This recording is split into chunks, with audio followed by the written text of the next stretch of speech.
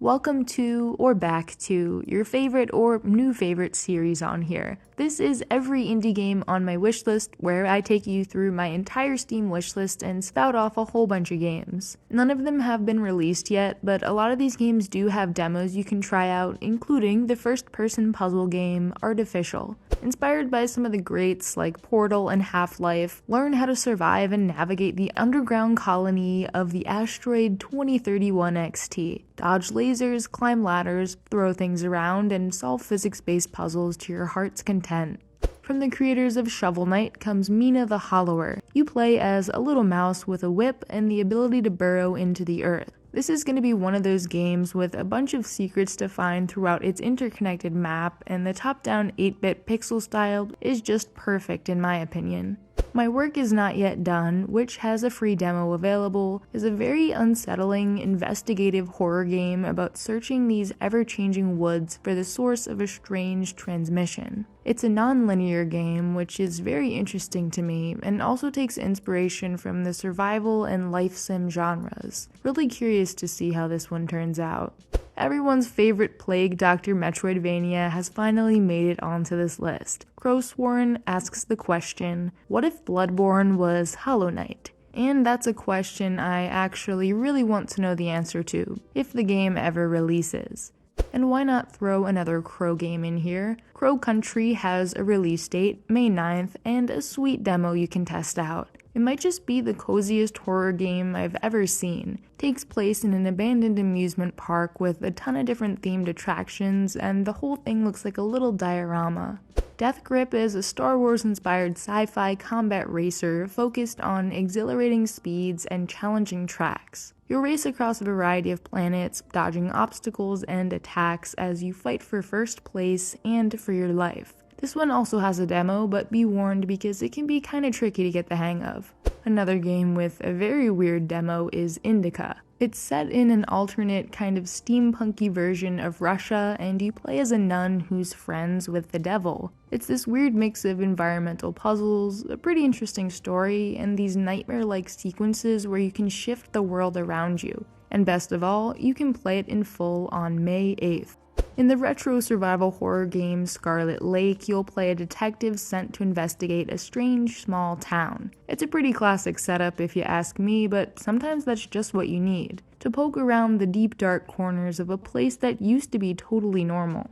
Explore a silent, crumbling world in Silent Santicato. It's pretty much what you'd expect from an action-adventure Metroidvania. Combat that includes combos, dodging, and spellcasting, weird characters to meet, big bosses to fight, and maybe a little something more out of the ordinary. Unlockable color palettes you can use to completely change the look of the entire game. Okay, this is a long one. Completely fictional story about a city inside a whale, which does have a wacky demo on Steam. We'll have you guiding a wind-up boat around Weville, a bizarre city inside of a whale. It's sort of like if a short hike took a bit of a darker turn, and instead of climbing a mountain, you had to navigate these murky waters to help your friends out. Serpents Eternal Thievery is an immersive stealth sim about using your power to loop back in time to sneak around and steal stuff. If you're into this genre at all, then I'm sure you already know exactly what to expect, some goofy, janky fun. This one's got a pretty unique look. The Static is a 3D platformer set inside the static-soaked universe of a TV screen. Float, fly, bounce, and surf the channels as you challenge creepy creatures, solve puzzles, and overcome elaborate platforming challenges with your ghostly companion. If that's not hardcore enough for you, here's Meum, a brutal action RPG set in a post-apocalyptic, immersive open world inspired by Japan. I really dig the pixel art here, how nothing looks rigid and the backgrounds almost look like paintings in some places. Speaking of the art in games, Jaspers Island also looks pretty special. It's a quaint hand-drawn 2D platformer about a lighthouse keeper and his cat as they go on an adventure to take care of a mysterious island. Looks like a nice relaxing time.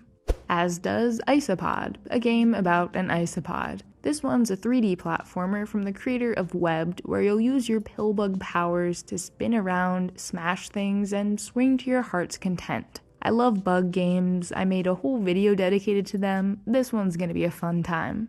Join Trash Can Knight Dustin Binsley as he fights his way through the 5.5 Kingdoms of the Dump, an SNES-style RPG set in a fantasy world of garbage created by 2 janitors. Fight fearsome, filthy foes, brave dangerous, dank dungeons, and take on the totally disgusting, toxic Gremlin army to save the dump from an all-out war.